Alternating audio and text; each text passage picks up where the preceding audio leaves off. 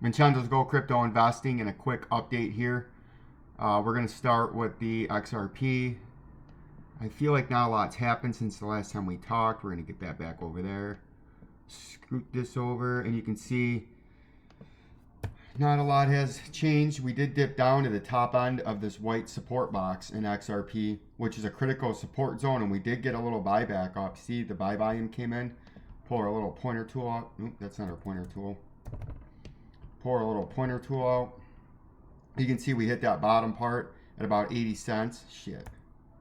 At about 80 cents, right? Right down there. And then we got bought back up with a little bit of buy volume as we zoom on in here a little bit closer, right? See that? And now we came up, and the 50-day moving average is about to, the 50-day in red's either going to trade down to the price and it's going to reject it, or the price is going to trade up into the sideways a little bit into the downtrending 50, 100, and 200 in the green, the blue, and the red respectively. And these, now that they're downtrending, will act as resistance.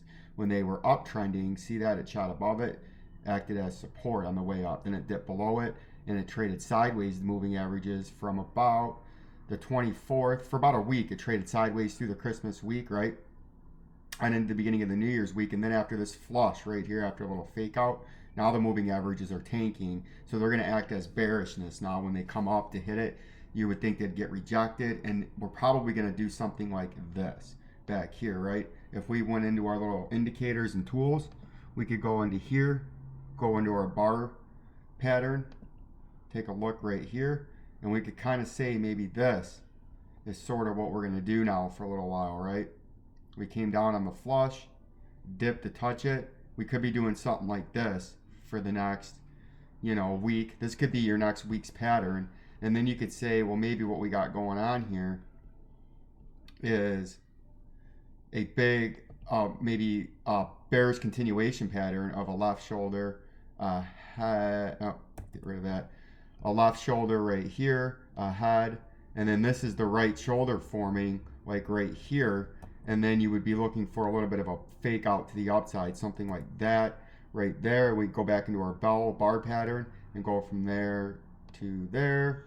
And then we could be looking for something in here, right, to get a nice bounce somewhere and form a right shoulder-ish, maybe coming back off there, coming back off the volume right there. And then you come down, and then you got your, right, you can see it now. You would have a left shoulder and then a nice little head, and then a right shoulder, and then this would be your neckline, right? This could be fulfilling your neckline, and then the price gets rejected off that, trades back down in XRP, right?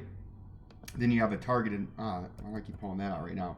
Then you have a targeted move from the top of the head to the bottom of the neckline, which would be this white support box. It's been there for quite some time, and then to the point of a breakout, but the price is going to look awfully messed up because of just the way it is when the price is so cheap.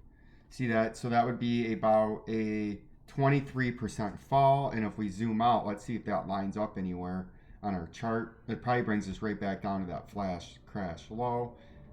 A 23% fall. Yep, it gets you right back down to that double bottom low, right? So a targeted move of 23% from a potential neckline would be down to the flash bottom, which would look something like that. And if it comes out a little bit more, it would make more sense to come down. It could do it quick and come down here, but we're thinking right here at this 58 cent of that double bottom low from back here on the, what's the date of this? This is, where's the dates at?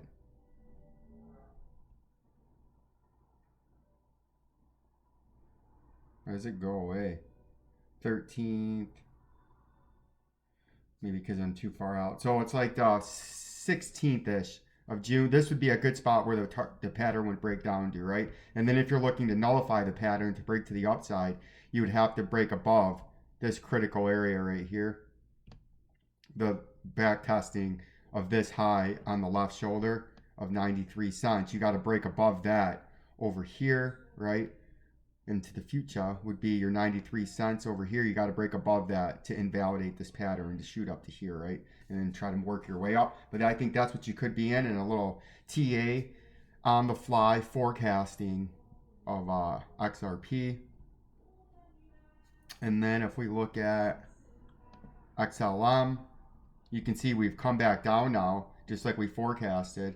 It took the ladder, the south route. That would be your upper zone. If you were to break up, well, see, that would be your upper zone. Then you come down. We only got up to here. Now we're on this ring right here. And on a quick TA here, what's looking like that's going to happen is you're going to trade back down to this underneath blue ring, right? And it's just going to be over here into the future a little bit more.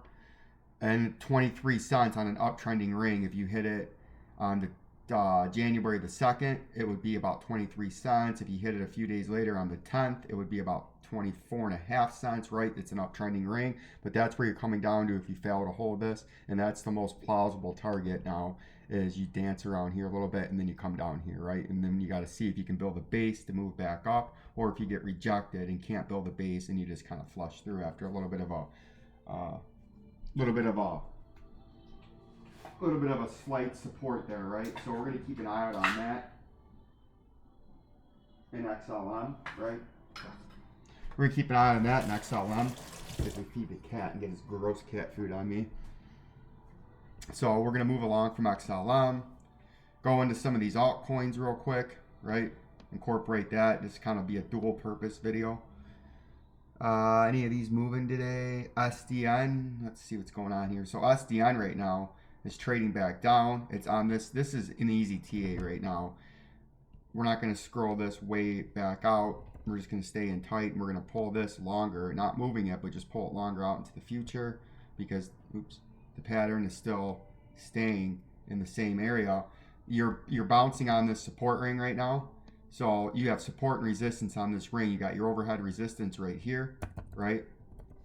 Move these down to the current day. You got your overhead resistance at about $1.85. You got major underneath support that straddles all down here if you break that ring.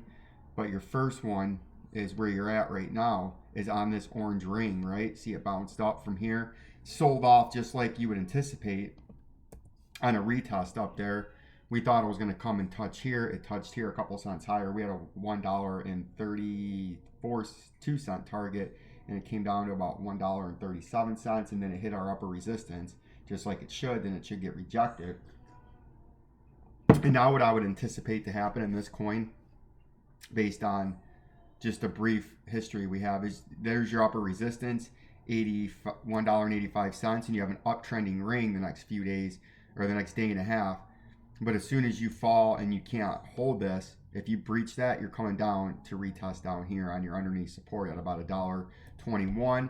And then if you get risky and you think it's gonna repeat the pattern that it's been doing here, just like it did when the price slithered from back up here, we said watch out, it's coming down here. And then if it did, it would get rejected whenever it hit this upper area again, right? So if it fails, if it trades like this and then drops back down into here, you could buy this whole area, banking that it's going to do the same thing it's been doing and have at least a bounce back up into this range, right? And that would be a nice return, similar to what happened right here. But it can take a few days to a week straddling on the line, up and down, and so that's what could be going on there. I like that. I think that's what's in the immediate short term for this coin, and that would be your next possible opportunity. Wait for it to hit out here in the next few days and then run it up from support to resistance, because that's like a 25 to 30% swing from support to resistance when it finally bounces off up, if it holds support down at the $1.21-ish area, right, and it finally bounces up, you'd be looking at, we don't want to move that one, we'll move this one. You'd be looking at over here as your upper resistance now, right? A swing from about the $1.15 to $1.20 range up to about the $1.50 to $1.57 range. That's a nice swing, and that's what I'd be looking for in the SDN coin right now, right? Now, Falcon, I believe you are in it, and it's been an utter disaster, and we're coming down to another critical support zone to where if there were going to be buyers based on our volume indicator, there could be buyers here, and we drew this yesterday, and the price has come down now to this area.